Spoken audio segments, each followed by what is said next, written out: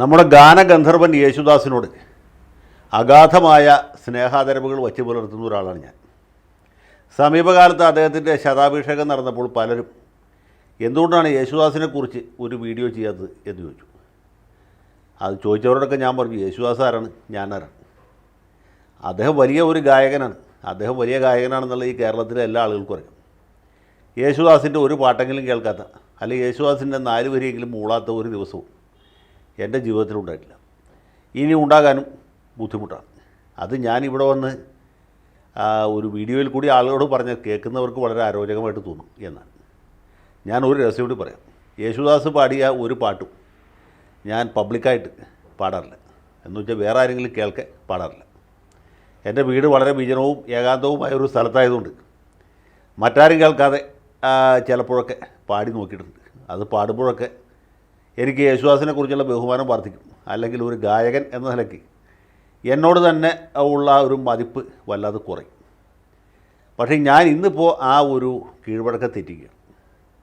ഇന്ന് യേശുദാസ് പാടിയ ഒരു ഗാനാലാപനത്തോട്ടാണ് നമ്മുടെ പരിപാടി ആരംഭിക്കുന്നത്. യേശുദാസിനോടുള്ള ബഹുമാനം കുറഞ്ഞതുകൊണ്ടല്ല, ഈ സന്ദർഭത്തിന് പറ്റിയ മറ്റൊരു ഗാനം എനിക്ക് ഈ സമയത്ത് തോന്നുന്നില്ല എന്നുള്ളതുകൊണ്ടാണ്. അപ്പോൾ യേശുദാസ് ക്ഷമിക്കുക. അദ്ദേഹത്തിൻ്റെ എല്ലാ ആരാധകരും എനിക്ക് മാപ്പ് തരിക. ഒരു ഗാനാലാപം ആരംഭിക്കുമ്പോൾ എൻ്റെ വീണ കമ്പിയെല്ലാം വിലക്കെടുത്തു, അവരെൻ്റെ കയ്യിൽ പൂട്ടുവാനൊരു വിലങ്ങു തീർത്തു. കൂടുതൽ പാടുന്നില്ല, യേശുദാസിനോടുള്ള ബഹുമാനം കൊണ്ട്. ഞാൻ ആരെ ഉദ്ദേശിച്ചത് നിങ്ങൾക്ക് മനസ്സിലായല്ലോ. നമ്മുടെ ബഹുമാനപ്പെട്ട മുഖ്യമന്ത്രിയുടെ ഏക മകൾ വീണ വിജയൻ, അഥവാ വീണ തൈക്കണ്ടിയിൽ, അതുമല്ലെങ്കിൽ വീണ റിയാസ് എന്ന് പേരിൽ അറിയപ്പെടുന്ന നമുക്ക് ഏവർക്കും പ്രിയങ്കരിയായ ഒരു യുവതിയെക്കുറിച്ചാണ്. അമ്മ റിട്ടയർ ചെയ്തപ്പോൾ കിട്ടിയ തുച്ഛമായ സംഖ്യ, പെൻഷന് DCRG കൂടി വലിയ സംഖ്യ ഒന്നും കിട്ടിയിട്ടില്ല. നമുക്കറിയാമല്ലോ, ഒരു UP സ്കൂൾ അധ്യാപകർ റിട്ടയർ ചെയ്യുമ്പോൾ എത്ര രൂപ കിട്ടും ഈ രാജ്യത്ത്. അതുകൊണ്ടൊരു പെട്ടിക്കട പോലും തുടങ്ങാൻ മൂലധനം ഉണ്ടാക്കാൻ ബുദ്ധിമുട്ടാണ്. പക്ഷേ വീണ സാമാന്യം സമർത്ഥയായതുകൊണ്ട് ഈ അമ്മയ്ക്ക് കിട്ടിയ റിട്ടയർമെൻറ്റ് ആനുകൂല്യം ഉപയോഗിച്ച് ഇവിടെ ഒന്നുമല്ല, ബാംഗ്ലൂരിൽ പോയി ഒരു IT കമ്പനി ആരംഭിച്ചു. ആ കമ്പനിയുടെ പേരാണ് എക്സാലോജിക്. എക്സാലോജിക്കിന് വളരെ പെട്ടെന്ന് വലിയ ഉയർച്ച ഉണ്ടായി. മലയാളികൾക്ക് സ്വാഭാവികമായിട്ടും ഉള്ള ഒരു എന്താ പറയുക, ഉള്ള ഒരു സ്വഭാവം എന്ന് പറയുന്നത് വേറൊരാൾ ഉയരുന്നത് നന്നാവുന്നത് കണ്ടുകൂടാ. ആരെങ്കിലും ഒരാൾ നന്നാവുന്നത് കണ്ടാൽ അപ്പോൾ തന്നെ ഇതാ കണ്ടോ, ഇത് മറ്റേ രീതിയിലുണ്ടാക്കിയ പൈസയാണ്, അല്ലെങ്കിൽ ആളെ കുത്തി കൊന്നിട്ടുണ്ടാക്കിയ കാശാണ്, ഇതിൻ്റെ പുറകിൽ ഭയങ്കര ഡിങ്കോൾഫി ഉണ്ട് എന്നൊക്കെ പറയും. ഈ പാവപ്പെട്ട വീണയുടെ കാര്യത്തിലും ഈ രീതിയിലുള്ള പല ദുർവ്യാഖ്യാനങ്ങളും ഉണ്ടായി. ആ വീണയുടെ ബിസിനസ് ഇങ്ങനെ പച്ച പിടിച്ച് വരുന്ന കണ്ടപ്പോൾ പല കുബുദ്ധികളും പല കഥകളും മെനഞ്ഞെടുത്തു. ഇതിൻ്റെ പുറകിൽ പിണറായി വിജയൻ്റെ കരാളഹസ്തങ്ങളാണുള്ളത്. പിണറായി വിജയൻ്റെ പ്രീതി പിടിച്ചു പറ്റാൻ വേണ്ടി പല സ്ഥാപനങ്ങളും വീണയ്ക്ക് കൺസൾട്ടൻസി കൊടുക്കുകയാണ് എന്നൊക്കെ പറഞ്ഞു. ഈ സാന്റാ മോണിക്ക എന്നൊക്കെ പറഞ്ഞ ട്രാവൽ ഏജൻസിക്കാരും ആ ലിസ്റ്റിൽ ഉൾപ്പെട്ടതായിട്ട് കാണും, എനിക്കറിയില്ല. ഏതായാലും ശശിധരൻ കർത്താവിൻ്റെ കരിമണൽ കമ്പനിയുമായിട്ട് വീണയ്ക്കുള്ള ബിസിനസ് ബന്ധത്തെക്കുറിച്ച് പല കിംവദന്തികളും നമ്മുടെ PT തോമസ് ഉള്ള കാലത്ത് അദ്ദേഹം നിയമസഭയിൽ ഉന്നയിച്ചു. PT തോമസ് മരിച്ചതിന് ശേഷമാണ് ഇൻകം ടാക്സ് ഡിപ്പാർട്ട്മെൻറ്റിൻ്റെ ഇൻട്രീം സെറ്റിൽമെൻറ്റ് ബോർഡിൻ്റെ ഒരു അവാർഡ് വരുന്നത്. അവാർഡ് എന്ന് വെച്ചാൽ കോടതി വിധിയാണ്. ഇതൊരു ക്വാസി ജുഡീഷ്യൽ അതോറിറ്റിയാണ്.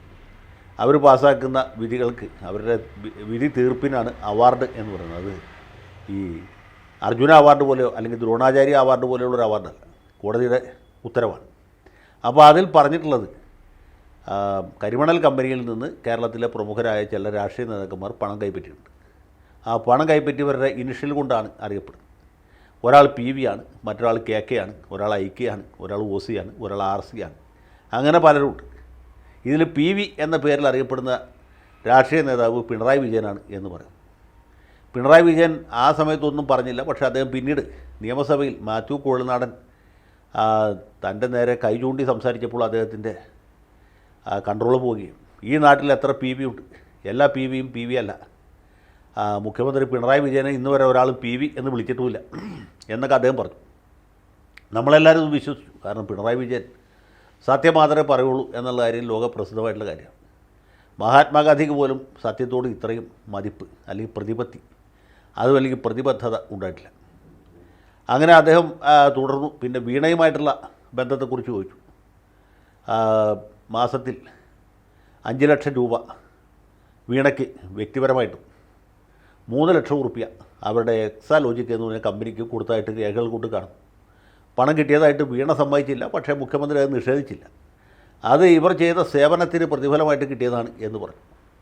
അങ്ങനെ കാര്യങ്ങൾ ഒരുമാതിരി സലാമത്താക്കിക്കൊണ്ട് വരുമ്പോൾ മാത്യു കുഴൽനാടൻ ഒഴിച്ച് വേറെ ആരും ഈ വിഷയം ഉന്നയിച്ചില്ല. പിന്നെ ചില ചാനൽ അവതാരകരും ഇത് കുത്തിപ്പൊക്കാൻ ശ്രമിച്ചു.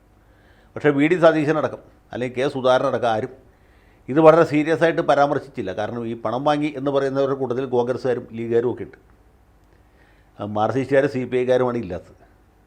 പി വി മാത്രമേ ആകെ ഒരാൾ ഇടതുപക്ഷത്തു നിന്നുള്ളൂ. അങ്ങനെ ഒരു സാഹചര്യത്തിൽ ഇദ്ദേഹം കോൺഗ്രസ്സുകാരെ കുത്തിപ്പൊക്കാൻ താല്പര്യപ്പെട്ടില്ല. പ്രത്യേകിച്ച് ലീഗുകാരെ വെറുപ്പിക്കാൻ പാടില്ലല്ലോ. അങ്ങനെ മുന്നോട്ട് പോകുമ്പോഴാണ് ഇതാ വരുന്നു രജിസ്ട്രാർ ഓഫ് കമ്പനീസിൻ്റെ ഒരു പുതിയ ഇൻഡാസ്. അതിലും ഈ പറഞ്ഞ രീതിയിലുള്ള പരാമർശങ്ങളുണ്ട്. മുഖ്യമന്ത്രി അതിനെയും പിച്ചിക്കീറി. ആ സമയത്ത് മുഖ്യനെ സഹായിക്കാനായിട്ട് പാർട്ടിയിലെ പ്രമുഖ നേതാക്കൾ ആരും വന്നില്ല. എം വി ഗോവിന്ദൻ മാഷ് താത്വികമായിട്ട് തത്വചിന്താപരമായ രീതിയിൽ ഇതിനെ വിശദീകരിക്കാൻ ശ്രമിച്ചു. എ കെ ബാലൻ പിന്നെ ഇ പി ജയരാജൻ എന്ന് പറഞ്ഞ മുഖ്യമന്ത്രിയുടെ 2 പ്രധാനപ്പെട്ട അൽസേഷന്മാർ മാത്രമാണ് വീണയെ ഡിഫെൻഡ് ചെയ്യാൻ വന്നത്. അവർ ഡിഫെൻഡ് ചെയ്ത് കേട്ടപ്പോഴാണ് വീണയുടെ കാര്യം കൂടുതൽ കുഴപ്പത്തിലായത്. ഏതുപോലെ എന്ന് വെച്ചാൽ ഈ കർദിനാൾ ആലഞ്ചേരി ഉള്ള കാലത്ത് അദ്ദേഹത്തിൻ്റെ സ്വയം പ്രഖ്യാപിത വക്താവായിട്ട് കെന്നഡി കരിമ്പുംകാല എന്ന് പറഞ്ഞ ഒരു പുങ്കവൻ ടി വി ചാനലിലൊക്കെ വന്നിരുന്നത് കർദിനാളിനെ ന്യായീകരിക്കുന്നു എന്ന രീതിയിൽ സംസാരിച്ച് കർദിനാളിൻ്റെ സ്ഥിതി വളരെ കുഴപ്പത്തിലാക്കി. അതുപോലെയായിരുന്നു എ കെ ബാലൻ്റെയും ഇ പി ജയരാജൻ്റെയും ഡിഫൻസ്. കഴിഞ്ഞ തെരഞ്ഞെടുപ്പിൽ സീറ്റ് കിട്ടാത്തതിൻ്റെ വിഷമം തീർക്കാൻ വേണ്ടിയിട്ടാണ് ഇവരിങ്ങനെ മുഖേനെ ഡിഫെൻഡ് ചെയ്തത് എന്നാണ് ഞാൻ ആത്മാർത്ഥമായിട്ടും വിശ്വസിക്കുന്നത്. അതവിടെ നിൽക്കട്ടെ.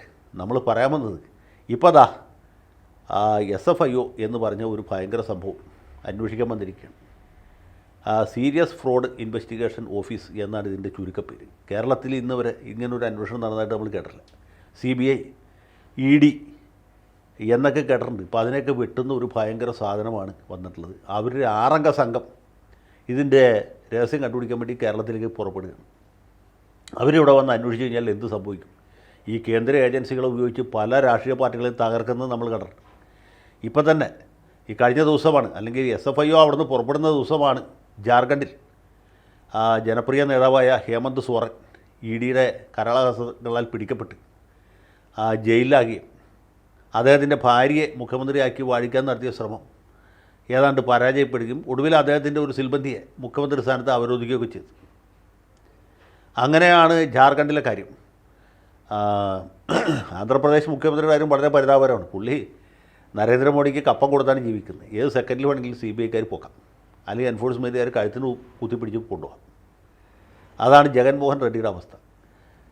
നമ്മുടെ തമിഴ്നാട്ടിലെ ഒരു മന്ത്രി വളരെ കാലമായിട്ട് ജയിൽവാസം അനുഭവിച്ചുകൊണ്ടിരിക്കുകയാണ്. സെന്തിൽ ബാലാജി എന്നാണ് അദ്ദേഹത്തിൻ്റെ പേര്. അദ്ദേഹത്തെ എൻഫോഴ്സ്മെൻറ്റുകാർ കൊണ്ടുപോയതാണ്. അതുപോലെ മഹാരാഷ്ട്രയിലൊക്കെ പല ആളുകളും ഇതുപോലെ കുടുങ്ങിയിട്ടുണ്ട്. ഇനി പലരും കുടുങ്ങാൻ നിൽപ്പുണ്ട്. ചിദംബരത്തിന് നമുക്കറിയാമല്ലോ, അദ്ദേഹത്തിൻ്റെ വീടിനും മതിൽ ചാടി ചെന്നിട്ടാണ് ഈ രാജകുടുംബാംഗമായ സുപ്രീം കോടതിയിലെ മുൻനിര അഭിഭാഷകനായ ഹാർവാർഡിൽ പഠിച്ച 10 കൊല്ലം ഇന്ത്യയിൽ പ്രധാനപ്പെട്ട 2 വകുപ്പുകൾ ഭരിച്ച മഹാനായ നേതാവിനെ പോക്കറ്റടിക്കാരെ പിടിക്കുന്ന പോലെയാണ് CBIക്കാർ പൊക്കിക്കൊണ്ടുപോയത്.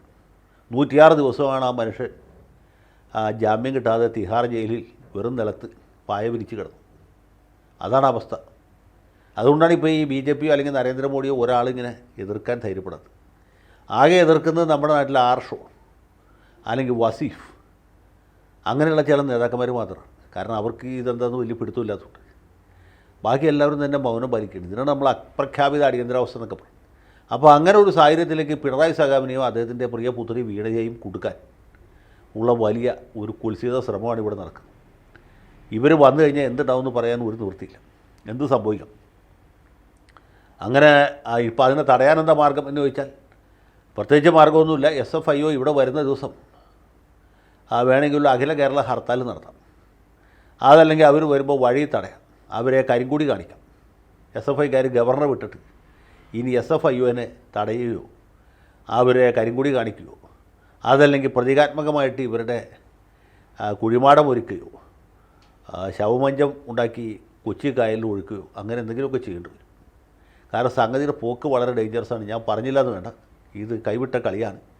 ഇവർ കേരളത്തിൽ എത്തുന്നതിന് മുമ്പ് തടഞ്ഞില്ലെങ്കിൽ അതിൻ്റെ പ്രത്യാഘാതം ഭയങ്കരമായി. ഏതായാലും വീണയെയും വിജയൻ സഖാവിനെയും ദൈവം രക്ഷിക്കട്ടെ എന്ന് പറഞ്ഞാൽ ശരിയാവില്ല. കാരണം ഇവർ ഭൗതികവാദികളാണ്. അവരെ കാൾ മാർക്സിൻ്റെ ആത്മാവ് രക്ഷിക്കട്ടെ.